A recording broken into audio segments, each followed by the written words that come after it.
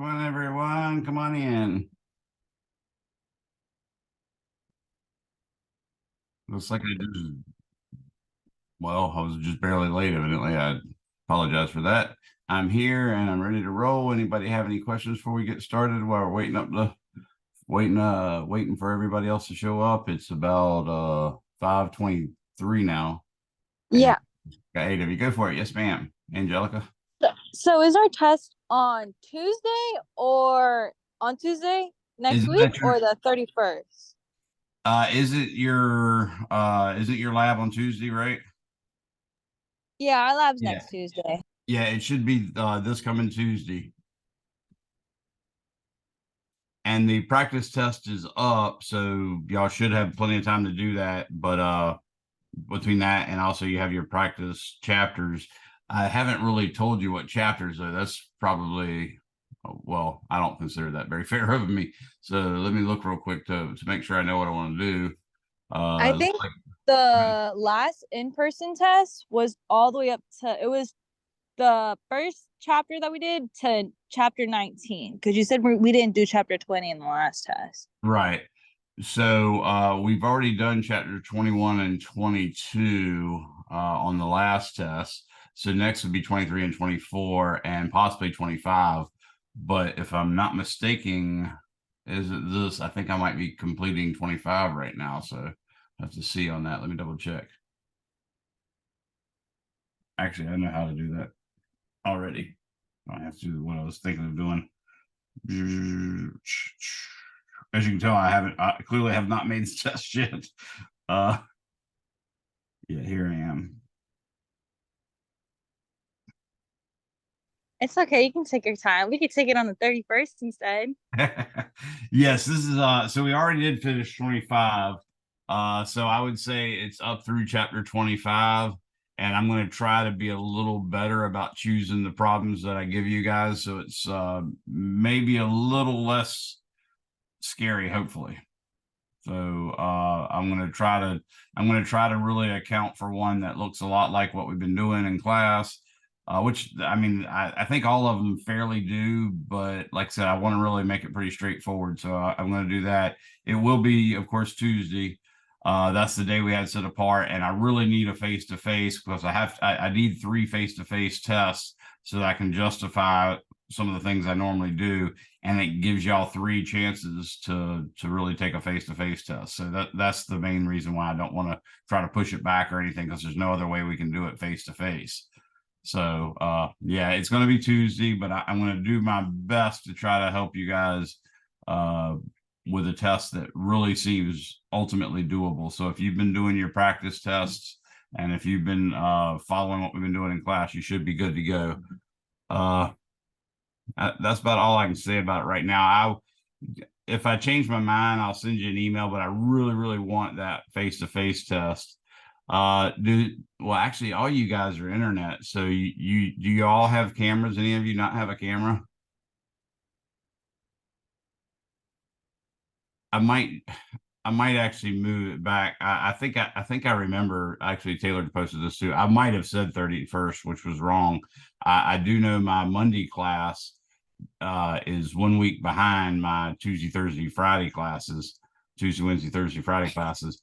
So they're actually on the 30th, but I thought they were the last one. So I might see if I can swing it. But the problem is you'd have a day off of lab on Tuesday, and then you'd have to find your own time to take the actual exam. So let me think about it a little bit. I might actually push it back.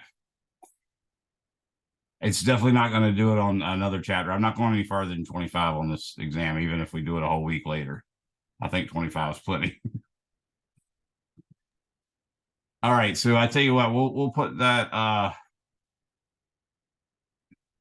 continue doing your practice tests and in case we do the test on Tuesday, but I might actually just be nice and push it back to a week from Tuesday. But if that's the case, then I'm going to give you all day Tuesday to do it, and each of you will have a slightly different test, and you'll get exactly 1 chance, but you'll have to do it with lockdown browser and Respondus monitor. So that's the way I could do it and still have a face-to-face test. So anybody else have any other questions? So the test will definitely be up through chapter 25. No further, no matter whether I do it Tuesday or a week from Tuesday. And I might even, what I might do is just set it where you have the whole weekend to do it, as opposed, not this coming weekend, but the following weekend to do it. And then you can do it on either day. Since I'm making some variability on one person to the next taking it, I can afford to do that and not have you all take it at the same time. Generally, you just want the whole class taken at the same time. Oh, did she? Okay. I'll ask her about that. I don't know if that might be a possibility, but I'll definitely ask her about it. Anything else before we get started? Okay, so just So just to for clarify, me trying to every make you a nice chapter up till chapter 25. up to and including 25. Yes, ma'am. All right, thank you. No problem, but not 26, which is what we're working on now. All right. So everybody just prepare. This will be on the recording, of course, too. So I'm really trying to be a little bit of a pushover here. I'm trying really hard to make you a test for Tuesday that I think would be eminently doable and eminently aceable. But I might at the last minute decide, never mind, you guys just have the day off from lab, or never mind, you guys just go ahead and have your lab because Ms. Raskovic said that it would work out for her to go ahead and do her lab that day. Or in both of those cases, that would push the test to the following weekend. And I'd give you either Saturday or Sunday to do it. Basically, I would make it available Friday, probably Friday morning, and then you'd have Saturday and Sunday till midnight to get it done. And I might even be able to push Monday in there if you need that. Anybody have any other questions?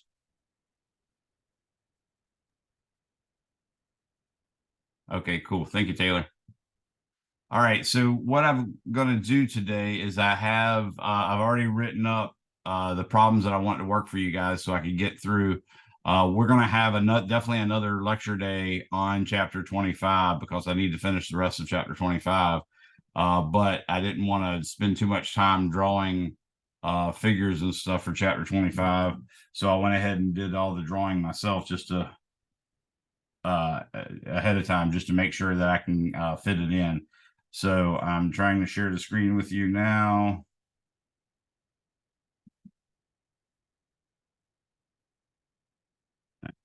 Hopefully it should be coming up any minute now. Any old minute now.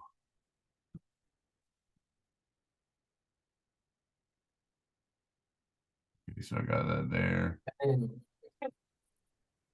All right, let's So you were saying you're gonna let us know when the test is, and it could be any time between now and Tuesday that you tell us? No, nothing. No, I'm not being as draconian as that. I'm saying right now you should plan on it being Tuesday, but I'm working hard to make it doable for you and aceable. But the one thing I might do at the last minute is say, let you know this weekend, say I've decided to go ahead and give you another at least 5 days to do it. And then you'll do it with Respondus Lockdown Browser and Respondus Monitor.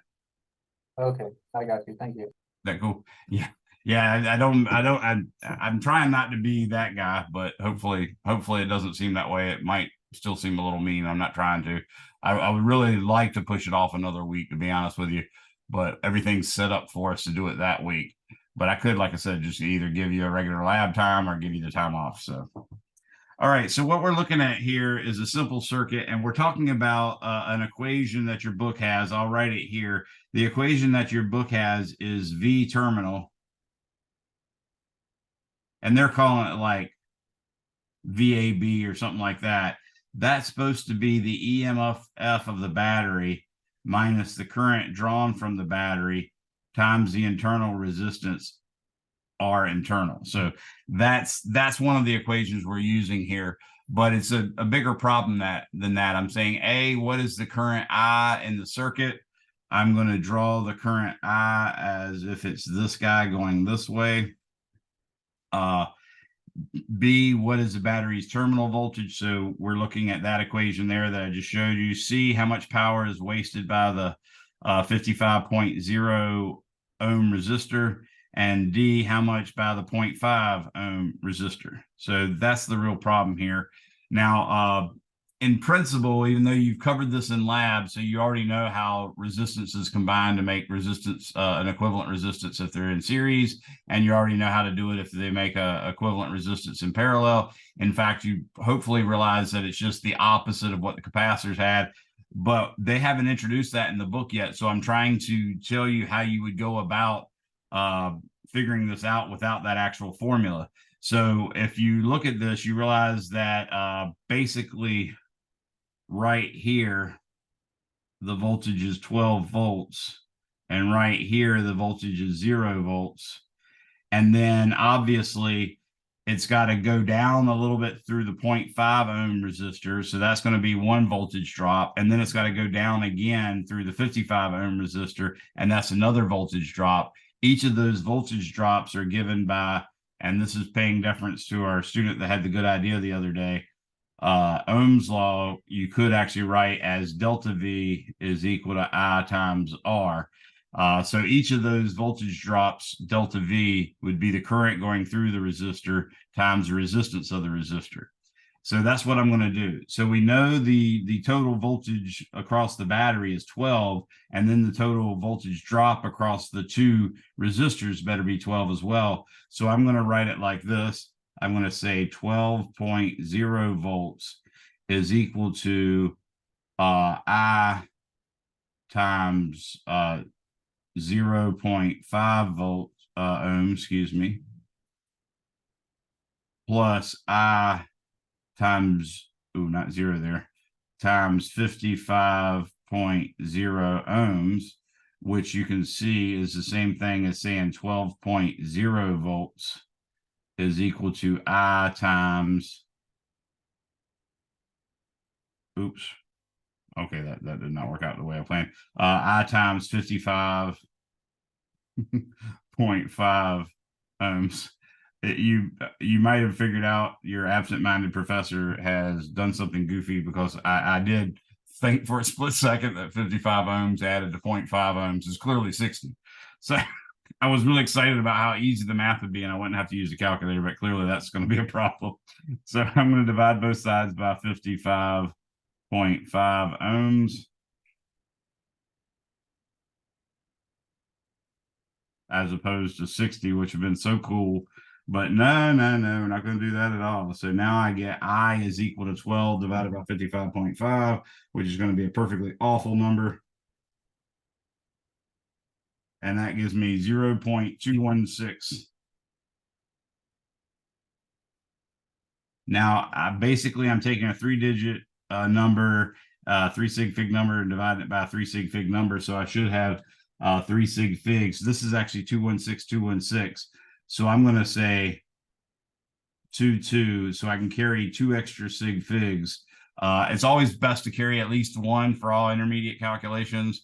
So what I'm going to say right now is the answer to part A is I is equal to 216 milliamps, but that under no circumstances will be what I'm using to do subsequent calculations, because in subsequent calculations, I'm going to use those extra 2 sig figs. Okay. You will find, if you look at examples in your book, a lot of times they differ by more than 2 digits in the last decimal place of my answer, and that's specifically because they round off, and they round off again, and they round off again. I'm trying not to do that. So we've done part A. Part B, they want to know what's the battery's terminal voltage. We know the formula for that, and what we're meaning here, by the way, is let's imagine that you have a place right there and another place right there, and you connect your voltmeter to it. Okay. And what you're going to do is you're going to take the red wire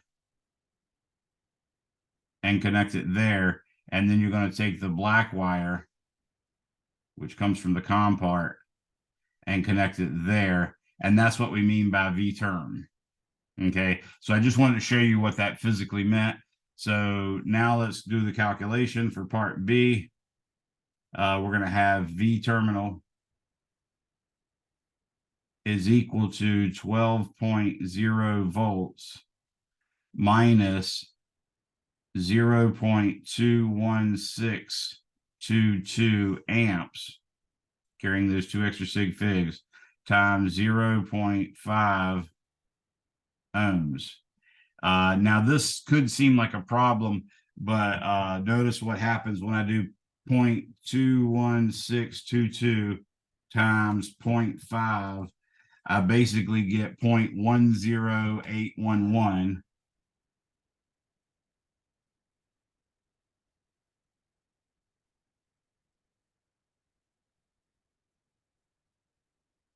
So what we see is V term. If you follow the sig fig rules, when we multiply those two, the 0.1081 should really only have one sig fig, but luckily that's in the tens or the tenths place, if you will. So it's perfectly fine for me to call this 11.9 volts is the terminal voltage. Any questions on that one?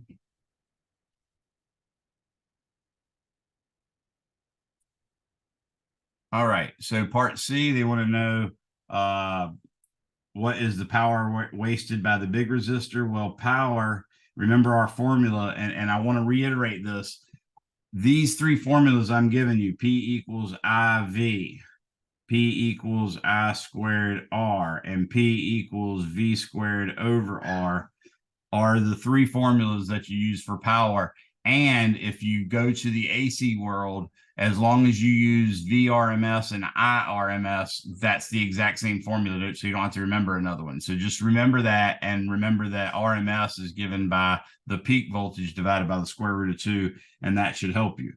So I'll say P for the big R, which is the 50. Actually, let's not call it big R because I never really wrote the symbol big R anywhere. So I'm going to say P for the 55 is equal to 0.21622 amps squared times the resistance, which is 55.0 ohms. And of course, that's going to come out in watts. So I'm going to say 0.21622 squared times 55. And that's going to give me 2.5713. Now, in this case, it's 3 sig figs multiplied by 3 sig figs. So I'm going to go ahead, and I'm not going to use this calculation anywhere else. So I'm going to go ahead and round it to the appropriate place. And that's 2.57 watts. So that's the answer to part C. Anybody have any questions with that one? I did have a question about the terminal voltage. Is that the terminal voltage because the 0.5 ohm resistor, is that like one of the terminals of the battery? So what we do is we pretend a battery is made of a perfect EMF source, like the 12 volts here, plus it has an internal resistance that will grow over time. And that internal resistance is usually on the order of, but smaller than 1 ohm. So it can be 1 ohm, but it generally starts off on the order of 0.5, 0.2, 0.1 ohms, something like that. But over time it grows and eventually becomes so big that it doesn't really, it's not very effective as a battery. So that's why you actually picture the resistor as being inside the battery, so that the actual positive terminal is right there where the red is connected, and the actual negative terminal of the battery is right there where the black wire is connected. Okay, thank you. That was a good question, by the way. So now we'll do the power dissipated or wasted by the little resistor, and that one's going to be again 0.21622 amps squared times 0.5 ohms.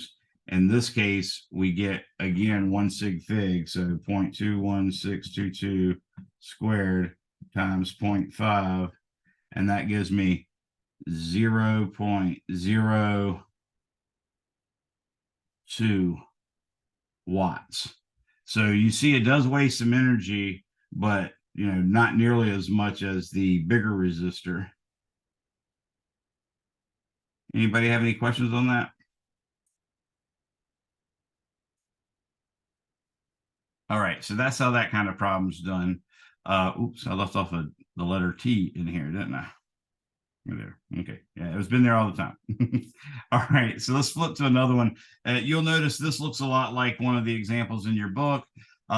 Basically, this E is supposed to be like a car battery, and we're ignoring the internal resistance because, you know, car battery actually has a pretty stout amount of power coming out of it. But what we're imagining is the two headlights being in series and the two headlights being in parallel. And what we want to know is which setup is brighter, and you might even ask, which one do you think car manufacturers actually use? I've written across the top the actual formulas. I usually derive those in class. I'm avoiding that this time, but there's a ton of me deriving it in like virtually every lecture for chapter 25 on my YouTube channel. So feel free to check that out if you want. If you want to know specifically where it is, let me know and I'll give you exactly which one it is or which ones plural it is. So I'm going to attack this first one. Okay. So let's look at the first one. And what I'm going to use is power P is equal to I times V. And I'm using power because basically the amount of light that a flashlight bulb or any kind of bulb puts out is directly proportional to the power it dissipates. Now, in an incandescent bulb where you're literally using a wire like tungsten that gets red hot, the vast majority of that energy, may be as high as 99%, for instance, is all heat that's being developed, and maybe 1% is the actual bright light or visible light. But still, that's 1% of the power, and therefore it's proportional to the power. So we're going to actually calculate the power. So let's call this diagram A, and let's call this diagram or circuit or whatever B. Okay. So right now I'm working with A.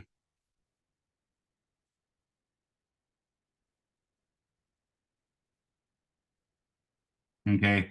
So power is equal to I times V. If you look at this, you realize that basically the voltage is going to step up. I'll use my little bubbles again. This is 0 volts. And this guy right here is this many volts. Okay. So that means those two resistors each got to break the voltage down delta V, but by symmetry, because they're identical headlights, each one should have to do half because the sum of the two has to be exactly equal to E.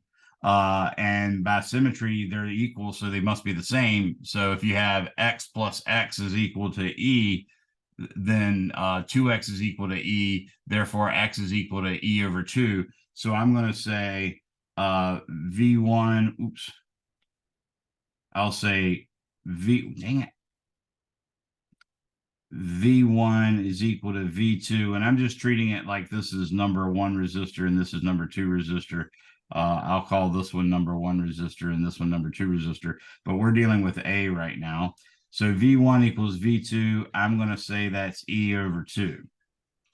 Now, you can also realize that R equivalent, these two are in parallel. So R equivalent is equal to 2R. Or I said they're in parallel, sorry. Those two are in series. I don't know why I said that. I think it's because I was just looking at the other figure. So looking at those two, they're in series. So we know R1 plus R2 plus R3, that's how you get the equivalent resistance. And because you know that's the equivalent resistance, we can now use that to solve for the current. What we know is, according to Ohm's law, the voltage drop across those guys is going to be E, and that's equal to the current. And by the way, the current is the same for 1 or 2. So I'll put 1/2 there just to remind you that it's the same. And then that's equal to I times the equivalent resistance, which is 2R. So this gives you I1 comma 2 is actually equal to E over 2R. So finally, I can say P total is equal to P1 plus P2, which you can say is 2P1, for instance. So I'm going to say 2, and then P1 is going to be I1, which we found was E over 2R. And then it's going to be times V1, which we found was E over 2. Okay. So you can look at that and find out that P total for the for the series. So I'll put a little subscript S there. Notice one of the 2's in the top cancels out with one of the 2's in the bottom. So I'm left ultimately just with E squared over 2R. So that's the power of the 2 in series. Now I can do part B. Now in part B, you can see that basically E is equal to V1, and that's also equal to V2 because they're in parallel. That just means the voltages are supposed to be equal since they're in parallel. And of course, they're also in parallel with the battery, so that means the voltage is in fact the battery voltage. So we've got the E for both of those, or specifically the voltage for both of those. Now what we got to figure out is the current, but we know that 1 over R equivalent for parallel is equal to 1 over R1 plus 1 over R2 plus ... So in this case, 1 over R equivalent is equal to 1 over R plus 1 over R. So R equivalent is equal to R over 2. So notice when you add 1 over R and 1 over R, you get 2 over R, and then you raise both sides to the -1 power. The left-hand side becomes R equivalent, and the right-hand side becomes R over 2. So we now have that. Now I'm going to use Ohm's law, and Ohm's law tells us that V1, or delta V1, for instance, is actually equal to the current times the resistance. And in this case, we got delta V. Actually, I'm going to take that delta V back since I already named it V1. I'm going to say V1 is equal to V2, which equals the current I1 times the resistance R.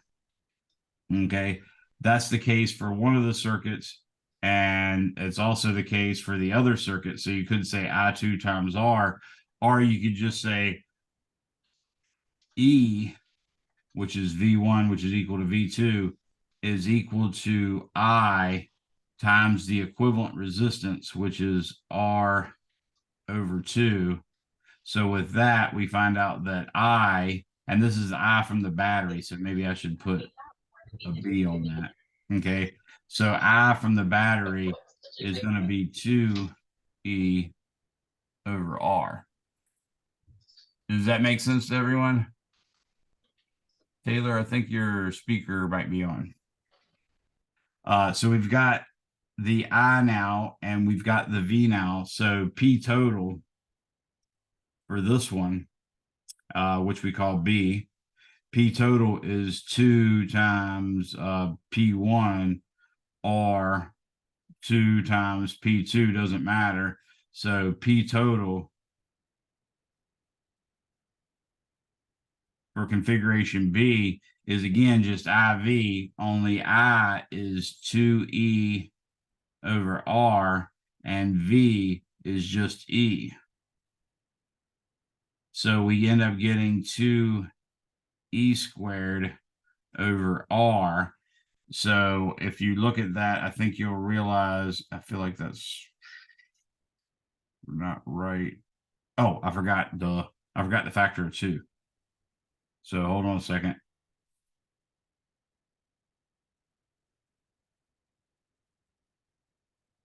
Remember, I said it's 2 times one of them, so I was just calculating one of them. So I'm going to say equals 2 times, now I'm going to write I, which is 2E over R, and then I'm going to write V, which is just E. So we end up getting 4 E squared over R. And that's the power for the parallel, which I call B this time, but you could also say P total parallel if you wanted. So I'm going to circle this, and that's the answer. And what you see is P total for parallel is greater than P total for series. In fact, P total parallel is equal to 8 times P total in series. So that's a really big deal. And yes, that is the way car manufacturers hook up headlights in cars. They put them in parallel. And there's a good reason other than the fact that the light's going to be more. But the other good reason is if one of these light bulbs blew out, that literally would mean like a little tungsten filament, at least on original headlight bulbs. The tungsten filament literally just breaks in half. So it's an open circuit. So any current you are hoping to get from the battery to reach R1 or R2 isn't going to make it, because R1 or R2 is going to become an open circuit and both headlights will be off. So at least with them in parallel, if one of them goes out, it's the one that stays is going to be a little bit brighter because it's going to get twice as much current, maybe even 4 times as much current. But the main thing is, yes, it's brighter in parallel and it's more reliable because you'll always have a headlight unless both of them, as some freak of nature, went out simultaneously. Any questions on that one?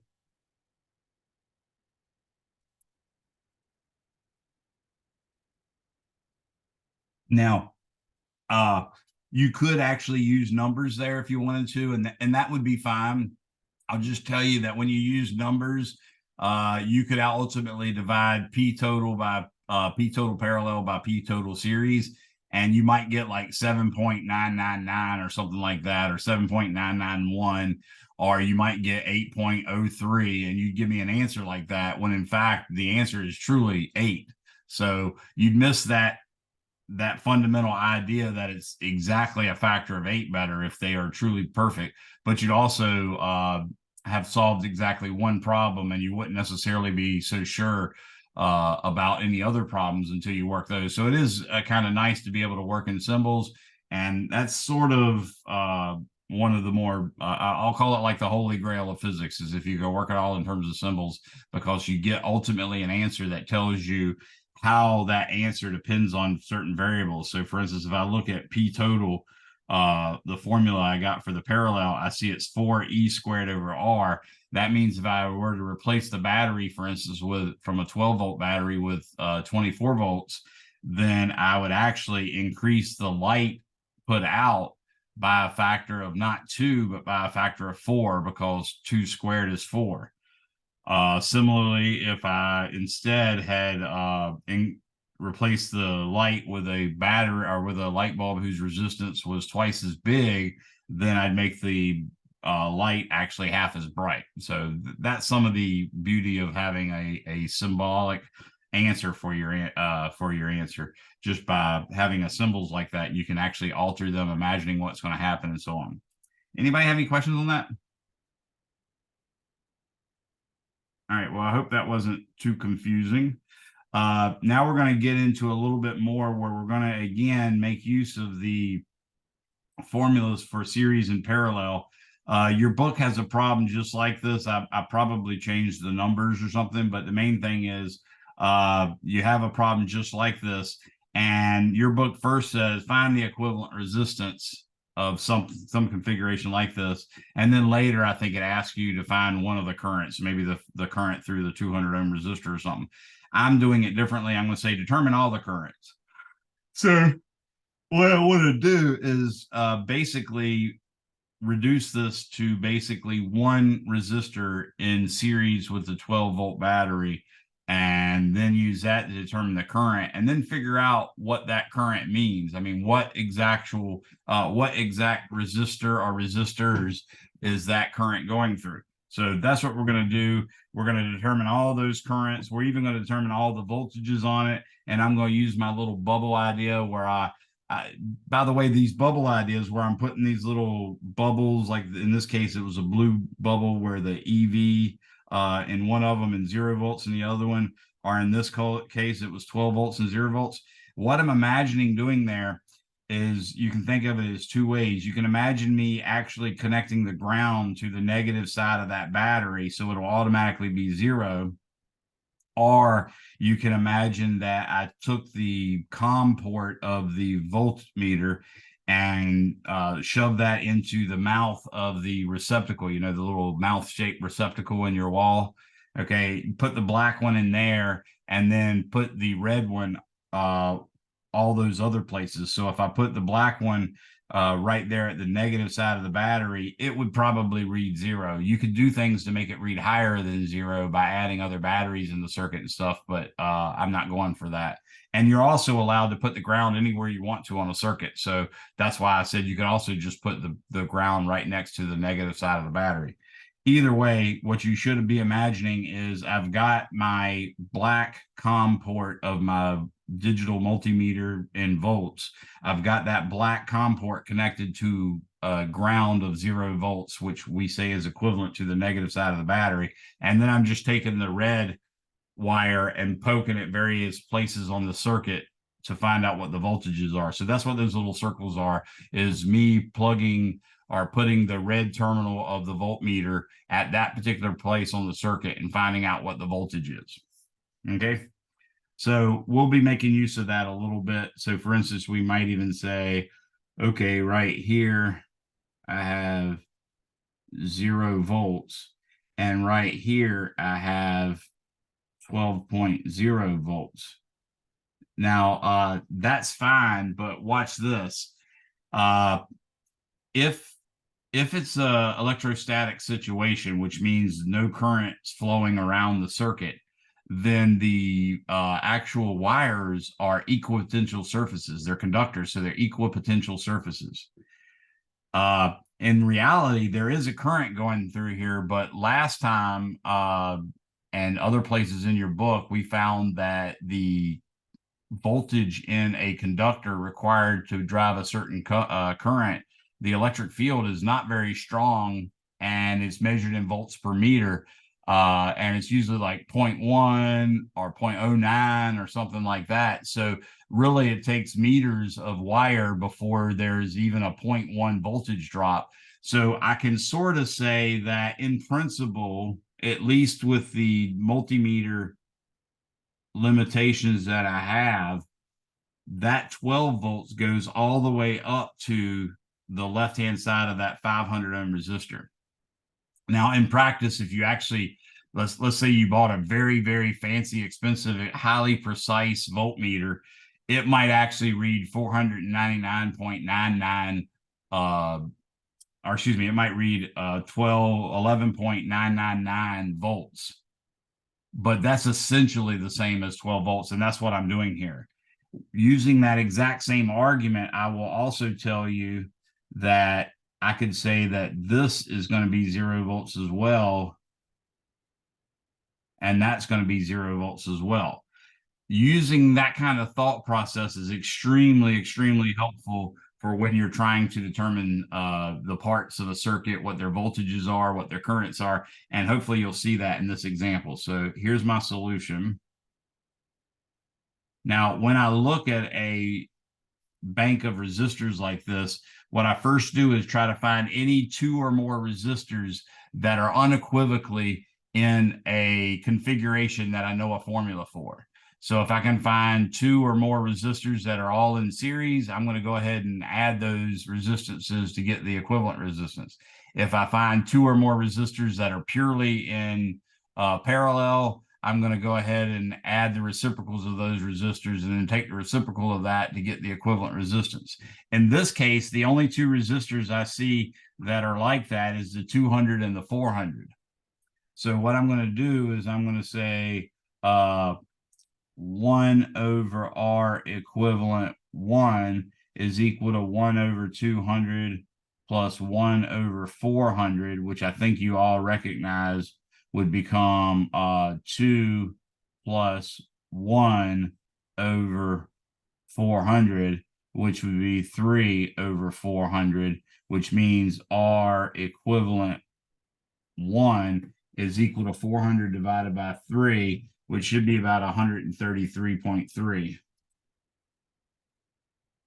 Yeah, 133.3. So we've got 4 sig figs there. So I'm going to say 133.333, carrying those extras.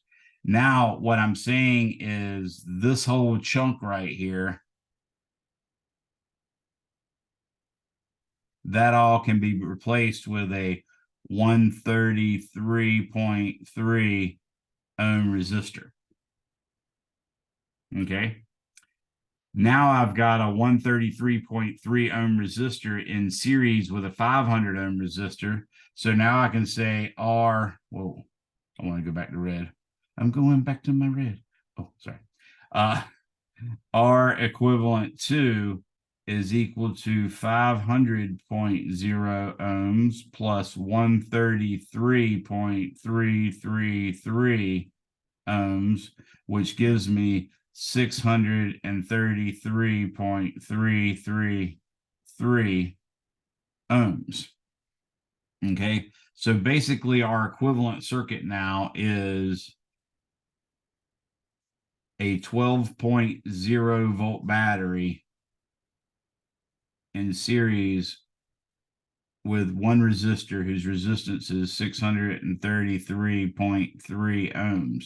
But of course, I'm using this for subsequent calculations, so I'm going to carry those 2 extra sig figs when I do calculations. So I've already got one answer, and the answer is R equivalent for this circuit is equal to 633.3 ohms. So that would be a very typical question to ask. Technically, I didn't word it in the question as if it's something that I wanted, but I definitely did want it. So I'm boxing it off. Now that I have that, I can use this to figure out exactly what the current is. So now I can say 12, oops, I want to do red again. I can say 12.0 volts is equal to I battery. So I'll put a B on it just to express I battery.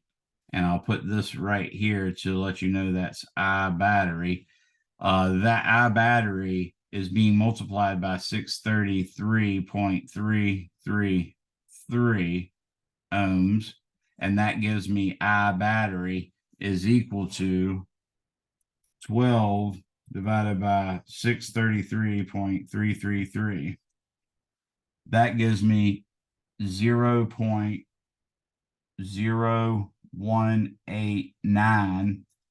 Now that is 3 sig figs divided by 4 sig figs should only give me 3 sig figs. So that's all the sig figs I'm actually allowed, but I'm going to carry 2 more, and that's going to be 4.7 amps.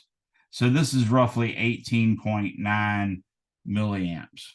So I'm going to say right now, I battery is equal to 18.9 milliamps, and I'm going to box that off. Now, it's important that you understand exactly what part of the circuit gets that current. If anything happens, like if you take the wire running from the positive side of the battery, what we know is immediately after leaving the battery, that's going to go through that wire as 18.9 milliamps. And unless the wire splits up and starts making a parallel sequence, it's going to go through everything that that wire runs into. So notice the wire runs into the 500 ohms. So now I can say I500 is equal to IB, which equals 18.9 milliamps. So I now know the current through the 500 ohm resistor. Now, also, if this wire over here after, like right here, if this wire right here had another resistor on it, then that I battery would go through that as well. Because again, there's no, between it and the battery, there's no breaking up or junctions in the wire that makes it parallel or anything like that. So we know that the battery has to have come back to it exactly a current IB. So that would suggest IB is right here and IB is right here as well. I'd called it I1 earlier, but now I'm calling it IB. So you see, hopefully you see that that's the case. Now I can use that current to figure out what the voltage drop across the 500 ohm resistor is. And I'm just going to use Ohm's law that says V500 is equal to 18, or actually let's go ahead and use the regular units. I'm going to say it's equal to 0.01894 amps times 500 ohms. And in that case, I'm going to get V500 is equal to 0.018947 times 500 gives me 9.4735 volts. Now that's 3 sig figs times technically 4 sig figs. Let me fix that up a little bit so it's obvious. But that's 3 sig figs times 4 sig figs. So the answer should be to 3 sig figs. And we'll ultimately say that the answer is V500, that means the drop across the 500 ohm resistor is 9.47 volts. So I'll box that off as another answer. But again, I'm not going to use that in any calculations. I'm going to use the 9.4735. Okay, any questions on that one? Now, this is where this comes in super handy, especially the bubble thing. So, for instance, we know that that 500 ohm resistor is going to cause the current, the voltage to drop from 12 to 12 minus 9.47. So I'm going to do 12 minus 9.4735. So 12.0 volts minus 9.4735. In this case, it's a little bit more weird with sig figs, but I'll just tell you 12 minus 9.4735 gives me 2.5265. But the way you do sig figs with addition and subtraction is such that only the 2.5 is significant. So what I can do now is I'll say 2.5, I'll just call it that, volts. And that's the actual voltage right here. But using the same arguments I did before, I think you'll see that's also the voltage right here. And that's also the voltage right there. So see how those bubbles came in handy? Now I know exactly the voltage across the 200 ohm resistor, and I know exactly the voltage across the 400 ohm resistor. So now I can actually figure out what the currents for the 200 and the 400 ohm resistor are. Does everybody see what I did there?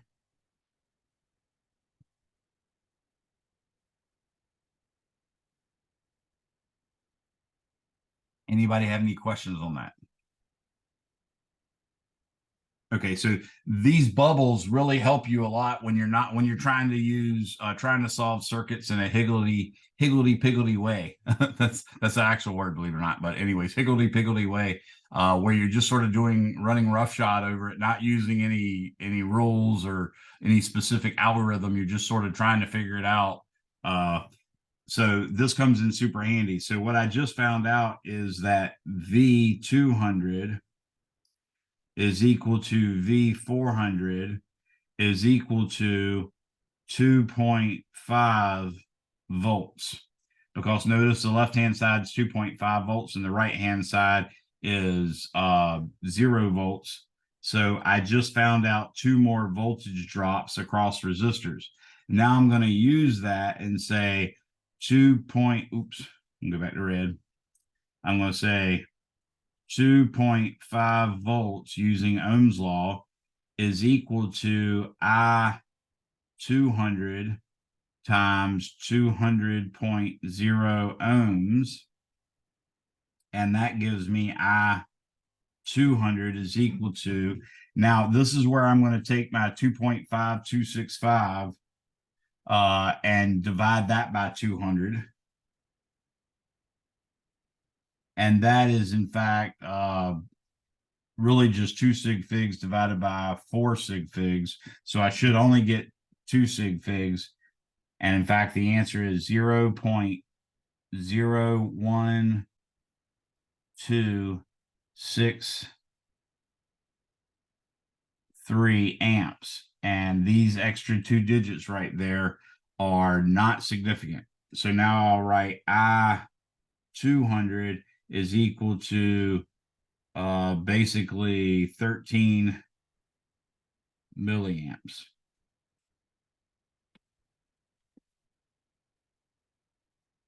So I figured out another one. I can also use the same idea and say 2.5 volts is equal to I 400 times 400.0 ohms. I'm going to say, note, I used 2.5265 volts. And I'm going to say the same thing here. Okay, so 2.5265, and this time I'm going to divide it by 400, which obviously should make half as much current. And in this case, I get, oops, wrong color. I get I 400 is equal to 0.00631 6 amps. So I'm carrying 2 extra sig figs again, because really it's 2 sig figs divided by 4. So I'm now going to say that I 400 is equal to 6.3 milliamps, which does round to 13, by the way. So that's not too bad. Now, I would be completely derelict in my duties as a scientist or engineer if I didn't check to see that I2 plus I3 is equal to I battery. So let's check that.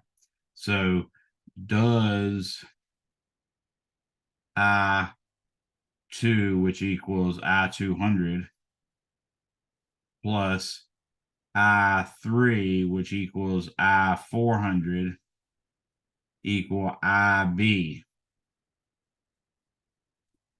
If it doesn't, then we know we made some kind of careless mistake and we need to go back and look over our work. But you should always do stuff like this whenever you're doing calculations and you got a chance to verify whether something's right or wrong. You always want to do it. So I'm going to say I200 plus I400 is equal to, here's where I go ahead and use my figures again, 0.01263 amps plus 0.00631 amps is equal to 0.01263 plus 0.00616316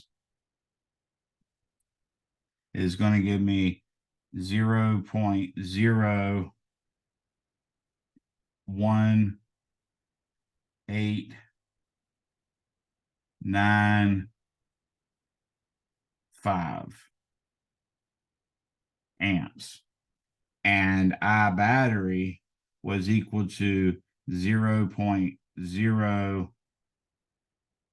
I had it written up here, 18947. So you see at least to the, well, you can say at least to the one extra sig fig, that's actually acceptable. So it actually went beyond the sig figs to be correct. So we know it's good. Really, all you're expecting is it to be good within the sig fig. So as long as the thousandth digits line up, so I got 018, which actually rounds to 019, and 018, which also rounds to 019. Those are exactly equal. So I'm going to say check and all worked good. You could also go through and double check to make sure your 2.5 or excuse me, your drop of what was that 9.47, that drop plus 2.5 drop should add up to give you the whole 12 volts, and it clearly does. So that's another check we could do. So we could say V500 plus V200 or V400 is supposed to equal question mark 12.0 volts. So to test that, I'm going to say V500, which we found was 9.4735. And remember, that actually was only good to, where did I write the, oh, it's the 3 and the 5 were extra, plus I200, which we found was, or excuse me, V200, which we found was 2.5265. And let's see what that equals, 9.4735 plus 2.5265 gives me 12.0000 volts. And I'd say that's a check to way more than the appropriate number of sig figs. So any questions on that one?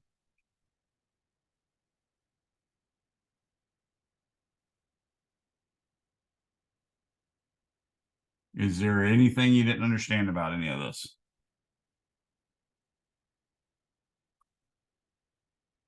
Well, I didn't get much interaction. Part of it was probably because I didn't ask you questions, because I just sort of got sidetracked and was thinking more about making sure I explained all this. But in retrospect, when I don't do that, it's probably best that I recap exactly what we did. So if we look at this, the first thing I did was I used my little bubble voltage checks to find that the voltage on the right-hand side of the battery is 0 volts. And then I made the argument that, in fact, on the right-hand side of the wire all the way up to the 200 ohm on the right-hand side and the 400 ohm on the right-hand side of it, both of those should be roughly 0 volts. Now, in reality, remember, the wire does have actual current going through it, so it's not really an equal potential surface, but the voltage drops by a little bit. So it might be slightly more accurate to say maybe the voltage at the right side of the 200 and the 400 ohm resistor is actually 0.001 or 0.002 or something like that. But you can see that's something we'd never detect with the actual voltmeter. So just to clarify, that's why I was able to say that basically 0 is going to be the voltage at the right end of the 400 ohm resistor and at the left right end of the 200 ohm resistor. Similarly, 12 volts should be the voltage at the left end of the 500 ohm resistor. Again, it's probably more accurate to say it's 11.999 or something like that. But again, our voltmeter would never test that. So we can use it at least to first order approximation. In doing so, that allows me to help myself figure out various currents and voltages just by looking at those bubbles from time to time. So the first thing I tried to do after writing all those voltages down, or I might be misconstruing history. In reality, I don't think I did all that until I've computed the equivalent resistance. But now we can go ahead and compute the equivalent resistance. So in computing the equivalent resistance, we take any two or more resistors that are clearly covered by a specific formula to find their equivalent resistance. We use that to go ahead and reduce it to that equivalent resistance. So what I did was took a 400 and a 200 ohm resistor that were in parallel and used the 1 over R equivalence equal to 1 over 200 plus 1 over 400, which gave me 133.33333 ohms, which to the proper number of sig figs should only have been 4 sig figs. But again, I always keep at least one, but I prefer really to keep 2. So I replace, at least in my mind, that whole block that I circled with the blue sort of circle or whatever. I replaced all that with a single resistor that's 133.3 ohms. Then I see that I have a 500 ohm resistor in series with a 133.3 ohm resistor. Since they're in series, I just add them and I got 633.3, which means the equivalent resistance is 633.3 ohms. Again, if I'm using that anywhere, I'm going to add those extra 2 digits on the end to do calculations.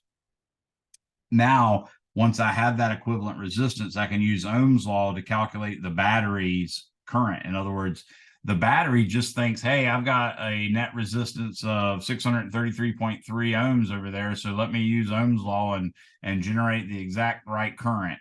So it's 12 volts is equal to I battery times 633.333. Again, I'm using extra digits to do calculations.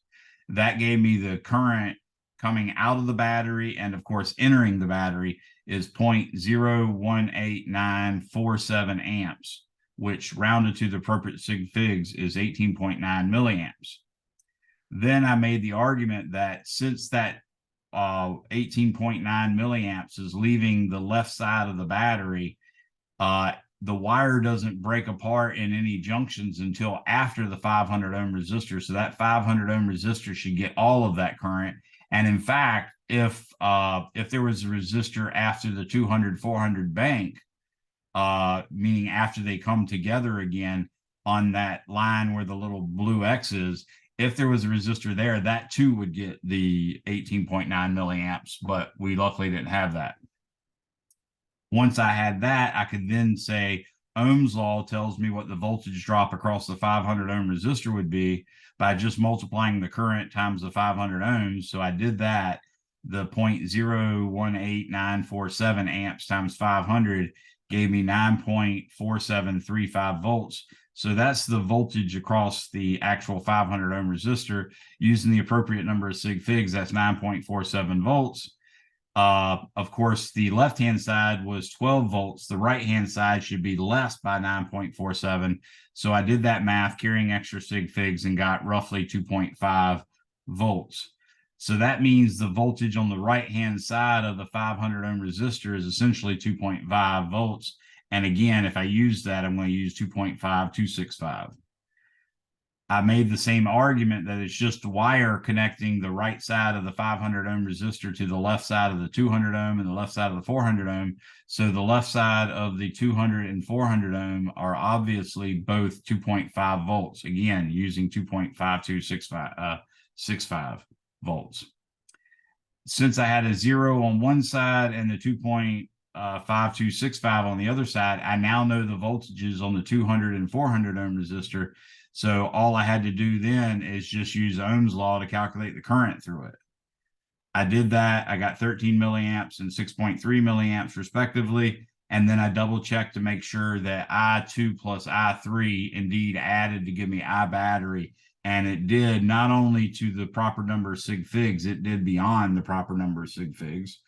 Then I also double checked to make sure the sum of the voltages in a closed loop was 0. And that also held up to beyond the appropriate number of sig figs. So any questions on that now that I re-explained it?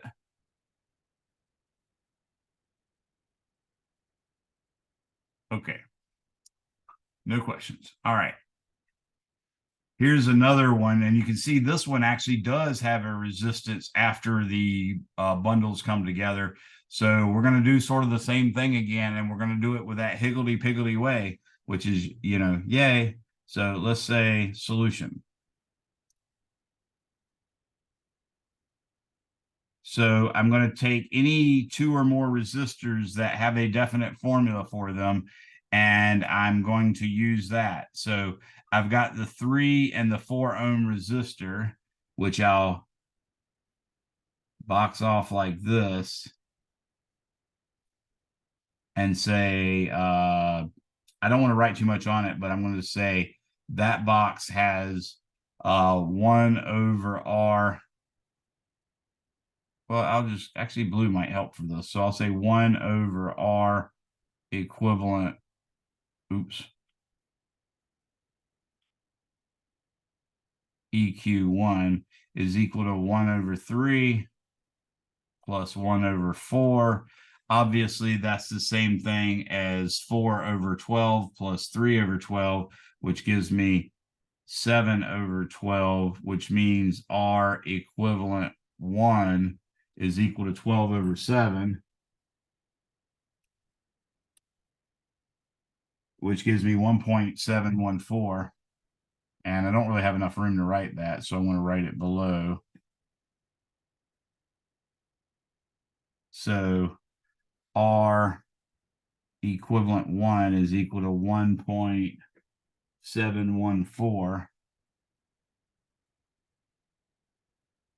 Now, in this case, it was basically 2 sig figs divided by 3 sig figs, because the 4.0 plus the 3.0 would give me 7.0. So I really should only have 2 sig figs here. And I think I'm okay with carrying just 2 extra ones. So I'm going to say that's the R equivalent for the blue box. And I'll just put this around it to represent what I'm talking about. Now I have another bank where I have a 200 ohm resistor, or excuse me, a 2 ohm resistor and a 1.714 ohm resistor. And this one, I'm going to put 2 little hash marks on it so I can indicate that. In this case, R equivalent 2 is just equal to 2.0 ohms plus 1.714 ohms, which equals 3.714 ohms. So I'm going to circle this off too. Actually, I don't need that. I'll leave that off right there. And now I can replace this guy with 3.714. Now you see that I have a 5 ohm resistor in parallel with a 3.714 ohm resistor. So I'm going to do another R equivalent 3, and I'm going to do it like this: 1 over R equivalent 3 is equal to 1 over 3.714 plus 1 over 5.0. And this time I'm actually writing the sig fig so we can keep track of it. I'm going to do 1 divided by 3.714. Oops, 1 divided by 3.714. And that's going to give me 0.2693.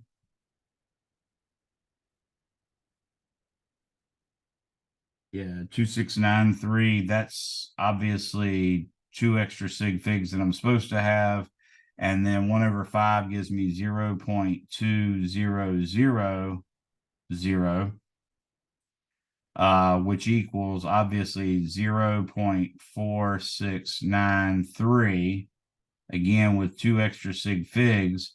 Now that says R equivalent 3 is just the reciprocal of that.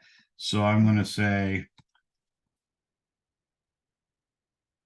1 over that. So I'm going to raise it to the -1 power. That's going to give me R equivalent is 2.13, and that's supposed to be 2 sig figs. So 2.131 ohms. And this time I'm going to use a red circle.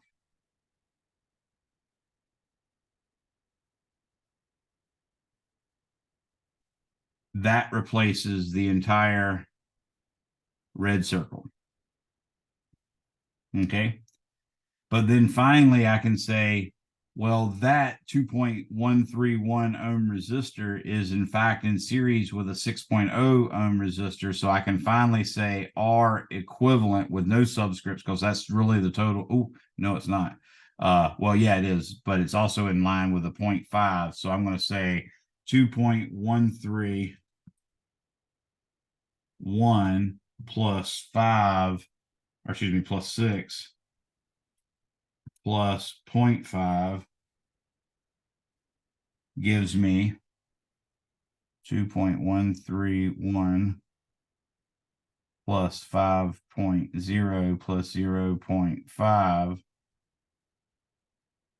And actually, if I'm going to do that, I should either write units for all of them or none of them. So I'm going to say, Isn't the second one 6.0? thank you. Yes. And I wrote it and said it twice now. Thank you for catching me before I screwed that up. And then I did the same thing again. I really want to put the units on here just to be pedantic. So when I add all those numbers, I've got 2.131 plus 6 plus 0.5 gives me 8.631 ohms. So R equivalent, which is almost certainly something they would normally ask you about on this type of problem, is 8.6 ohms. So I'm going to box that off as if it's one of the answers. And now I'm going to also draw the circuit, which basically says, hey, I got a 9-volt battery that's in series with a single resistor, and that single resistor has a resistance of 8.631 ohms. Now I'm going to say that this is I battery, and I'm going to remember that this is also I battery, and I'm going to use Ohm's law to say that we've been working in blue, so I'll stick with it. I'm going to say 9.0 volts is equal to I battery times 8.631 ohms, which gives me I battery is equal to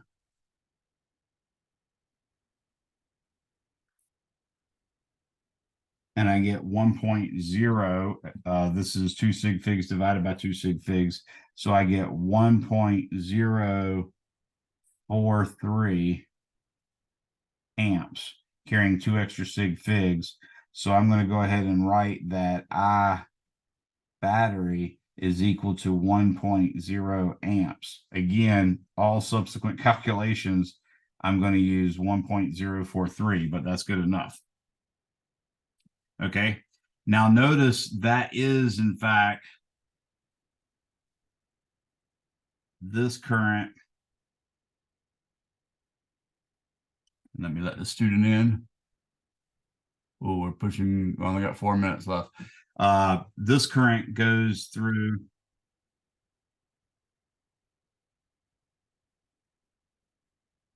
the 6.0 ohm and the 0.5 ohm resistors. So with that, I'm going to say that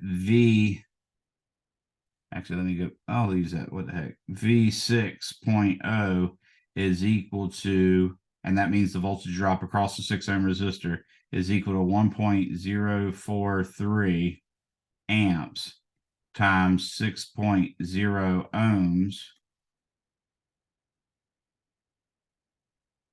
That gives me 6.258 volts. And it also tells me that V 0.5 is equal to 1.043 amps times 0.5 ohms, which obviously we can do that math in our head. That'd be 0.52, and then of course this one would technically be what, 1.5, and that's volts. And in fact, this is 0.5, which only had 1 sig fig, and oh my god, that's terrible, but we've lost all but 1 sig fig there. So the voltage drop across that particular battery, I mean across that particular resistor, is only 0.5. So I'm going to go ahead and write V 6.0 is equal to 6.3 volts, and V 0.5 is equal to 0.5 volts. And I'll circle these as well. And now I can use my bubble stuff again. So what I see here is this voltage. Ooh, I don't want to do that. We know this voltage is 9. This is 0 volts. This is 9.0 volts. So this one is 8.5 volts. And in fact, that's also the, in fact, that's also the voltage right here and right there. The same arguments we used before. And technically it should be not exactly 8.5. It'll be 9 minus 0.5215 for all subsequent calculations. Now the 0 volt is also going to be right here, but the 6 ohm resistor has a voltage of 6.3. So this should be actually higher to, oops, I hate when it does that. This one should be 6.3 volts there. Again, I'm not going to use 6.3. I'm going to use 6.258 when I do any calculations, but that should be the voltage there. That should also be the voltage right here. That should also be the voltage right here. And that should also be the voltage right here. So now I can immediately say, I know what the voltage across the 5 ohm resistor is. The voltage across the 5 ohm resistor will be, we got 6.258, or excuse me, 8 point. It's going to be 12.0 volts minus 8 point, or excuse me, minus 0.5215. 0.5215 volts.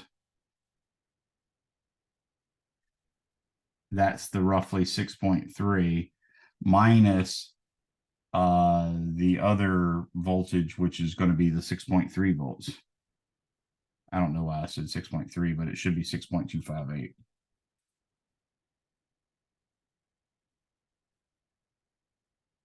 So when I do this 12 minus 0.5215, I get 11 point. Oh, excuse me. I wasn't supposed to do 12. Sorry about that, guys. It's supposed to be a 9-volt battery, not a 12-volt battery. I must not be communicating with you guys too well, because y'all normally would catch that on me. So I apologize. I must be talking over you instead of actually engaging you, which is not good teaching. But anyways, 9 minus 0.5215 gives me 8.4785. So that's the 8.5 that I said I had. Now I'm going to take that and subtract from it 6.258. And that's going to give me 2.2205. Obviously, these are all good to 1 decimal place. So really, I should be reporting it like that. So now I'm going to write over here, V 5.0 is equal to 2.2 volts. And that's just the voltage drop across the 5 ohm resistor. But again, for any subsequent calculations, I'm going to use 2.2205 or 2.221. Any questions on that one? All right, now class is technically over. I'm going to go ahead and finish this problem. You guys are free to go. Feel free to ask me any questions. And I'm just going to go ahead and try to finish this one out, so I at least have it on video, and then I'll also have it on in my notes, so we can see how this is all worked out. Hopefully that'll all help you. I apologize for running a little long, and I also apologize for the predicament I put you in on the next face-to-face test. So everybody prepare for the next face-to-face test. I'm going to try really hard to make a nice, easy, aceable test. If I feel like I'm not going to be able to do that, or I'm not confident that I've made it kind enough to you guys, then I'm going to push it back to be due the following week. So just start taking your practice tests and doing your best. And if you don't hear from me, plan to take your test Tuesday during lab. Otherwise, something else will happen. Y'all have a good one. Thank you for coming, everybody. And I will finish this and then wait for the last person to leave. And then again, you said the test is primarily going to be on 23 through 25 because we already had a test on 21 and 22, or is it? Yes, it's still going to be comprehensive, so I wouldn't be surprised if I Yeah. have questions from earlier chapters, but they will not be the lion's share or even half. They should be well under 50% of the test. So, 50+% of the test should just be since the last test up through chapter 25. Okay, so since the last online test, or since the last face-to-face test? Since the last face-to-face test. Okay, so it'll be 21 through 25 then. Yeah, that sounds pretty reasonable. 21 through 25. I'm gonna write that up here just to remember.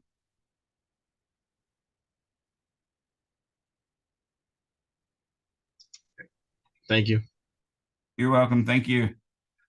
Anybody else have any questions? All right. Again, thanks for spending the time with me. I'm sorry if I sort of steamroll you by going over the material so quickly and not being as interactive as I'd like to be. I'm going to go ahead and try to explain this, finish this out, so y'all will have a complete solved set of problems here. So right now we determined that the voltage across the 5 ohm resistor is 2.2 volts, which we're going to call 2.221 volts at least. So I'm going to use Ohm's law and say actually, let me do it in red. Actually, let me switch it up and do it in blue. That'll be fun. So I'm going to say 2.221 volts is equal to I 5.0 times 5.0 ohms, which means I 5.0 is equal to 2.221 divided by 5.0 gives me 0.4442. So 0.4442 amps. Now, again, we did 2 sig figs divided by 2 sig figs. So these extra 2 digits at the end are actually extraneous. So I'm going to write over here that I 5.0 is equal to 0.44 amps, which is 440 milliamps. But if we wrote that, that would be an ambiguous number of sig figs, except if you use the method I use for my sig figs, in which case that 0 is not ambiguous. The fact that it has a 0 without a dot, without a decimal after it, says that 0 is not significant. All right, now that I have that, I now know the current through there. And since the battery current entered that, then I now know what the current through the 2 ohm resistor is. So what I know, for instance, is using blue again, I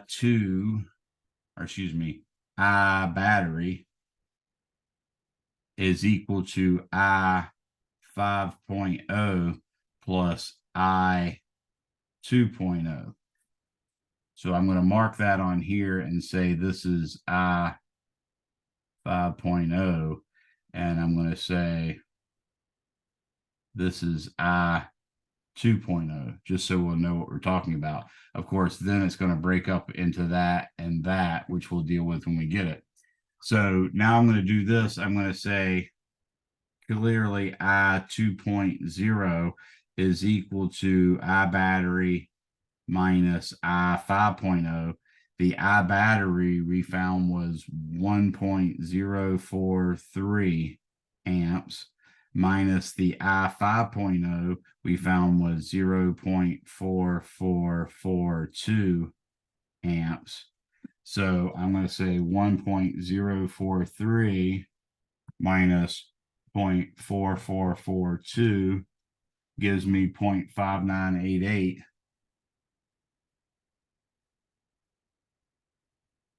amps.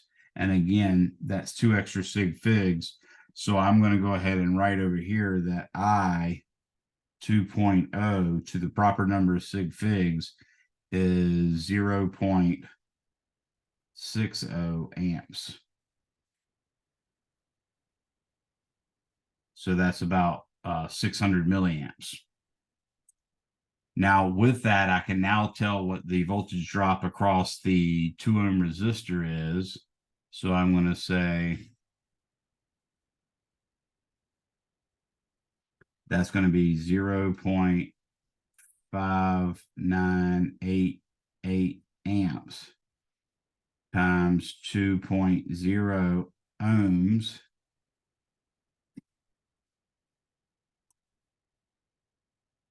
That gives me 1.1976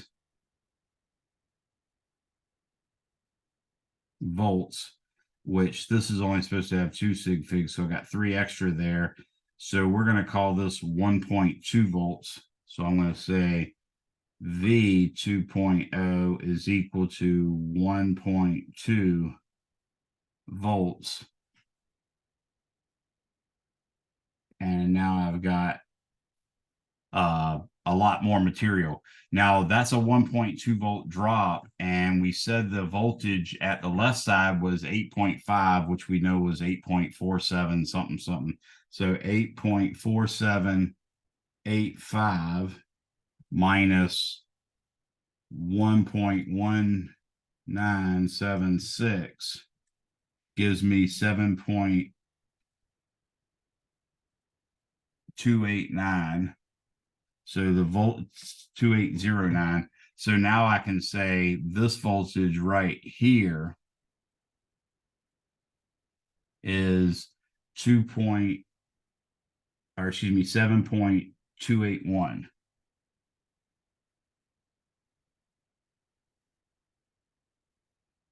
That's that voltage. Ooh, but that also happens to be this voltage and this voltage as well. So now we know the voltages across the 3 ohm resistor and across the 4 ohm resistor. Both of those are 7.281 minus whatever the equivalent of 6.3 was, which was 6.258. So I'm going to say V, dang it. I'm going to say V of 3.0 is equal to V of 4.0, which equals, now what I'm going to do is take the 7.281 volts and subtract from it the 6.258 volts. So 7.281 minus 6.258 gives me 1.023. And of course, that's 2 extra sig figs. So I'm going to write the answer over here and say, oops. I'm going to write it over here and say V, darn it. Why does it keep doing that? I hate it. Okay, I'm going to say V of 3.0 equals V of 4.0 is equal to 1.0 volts. And I'm going to box this off and just remind you that it came from, let's do another color. I'm going to say because of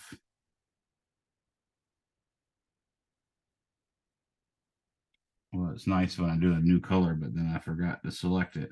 So all of this is because of that. Okay. So now finally, I can figure out what the currents are. And of course, the currents are just going to be basically the 1.023 divided by the voltage, or excuse me, divided by the resistance. So I'm going to say, I'll just do the math since I just told you how to do it. I'm going to say I 3.0. And I will tell you what I'm doing to calculate it. And I don't like how that I turned out. The I 3.0 is going to be taking 1.023 and I'm going to divide that by 3.0.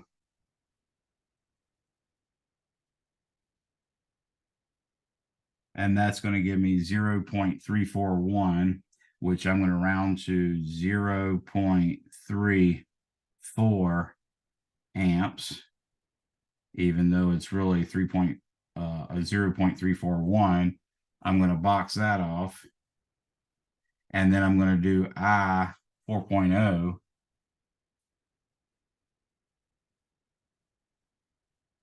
And in this case, I'm going to take the 1.023 and I'm going to divide it by 4.0. And that's going to give me 0.26, which actually gives me 0.25575, but I'm going to round it to 0.26. So this is 0.26 amps. And now we have done everything. The only thing we didn't really do is double check to make sure our currents added up in this case. So if I take the 0.34 and the 0.26, I get 0.6. And that should be the current through the 2 ohm resistor. The current through the 2 ohm resistor was in fact 0.6 amps. So yes, that checks as well. So we did do that.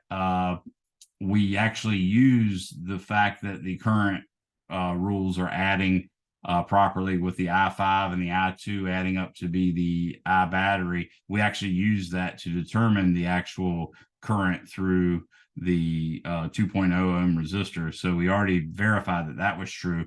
If we really wanted to do anything, we just add up all those voltages. And what we'd see is the voltage across the 5 ohm resistor is 0.44. The voltage across the 2 ohm is 1.2, and the voltage across the 3 and the 4 are both 1.0. So if I take the voltage across the 2, which is 1.2, and add to it the voltage across the 3, which is 1.0, I get 2.2, which is exactly the same as the voltage across the 5 ohm, and that's consistent as well. So we're good on that one. That gets me a total of 2.2. And then if I add to that another voltage that's dropping across the 6 ohm resistor, which was 6.3, so 6.3 plus 2.2 would be 8.3, 8.5. So that gives me about 8.5, which is exactly what the voltage dropped to once it went through the 0.5 ohm resistor. So all is well. Everything's been checked. It looks good. And those answers are all correct. So feel free to ask me any questions if you have them. Next time I will go over Kirchhoff's loop rule, Kirchhoff's junction rule, and then I'll do at least one circuit that way. We'll also go over charging a capacitor, discharging a capacitor, both of which are in RC circuits. Have a good one, and I apologize for running over by, holy crap, 16 minutes. Anybody have any questions? Thank you for staying, those of you who did. I really appreciate it. You didn't have to, but I do appreciate it. I tell you what, I'm pretty impressed by how many people stayed back. So I'm going to go ahead and tell you that I am going to push the test back. It's just a matter of what your lab instructor wants to do. So I'm going to push the test back. I'm going to give you not this Saturday and Sunday, but next Saturday, Sunday, and Monday to get the test done. You're going to do it online with Respondus Lockdown Browser and Respondus Monitor. And hopefully you all will do really well. Have a good one, and I'll wait for the last person to leave before I go. So thank you.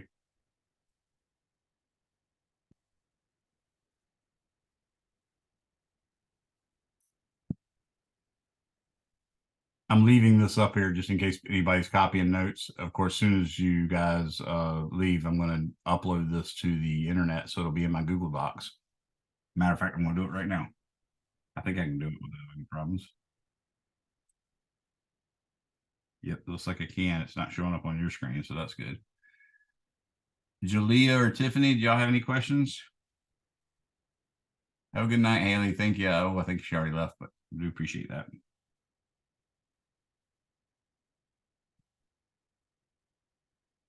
And putting that to the 242 drive so you can look in your Google Docs.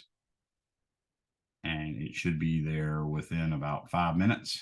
It's actually probably going to be there within 2 minutes, but I just want to be safe. Tiffany or Jalea, nothing? All right. Professor. Yes, ma'am. Yes, I do have a question. Can you hear me? Yes. Would you like me to stop recording, or is it okay to be on? I mean, it doesn't matter to me. Okay. I just had a question about our class earlier today. Okay. Let me, oh, this is Tiffany. Gotcha. Tiffany from my earlier class. Gotcha. I'm going to go ahead and, yeah, I'll leave that. So we'll go ahead and I'll just stop recording. Go ahead, Tiffany. What's your question?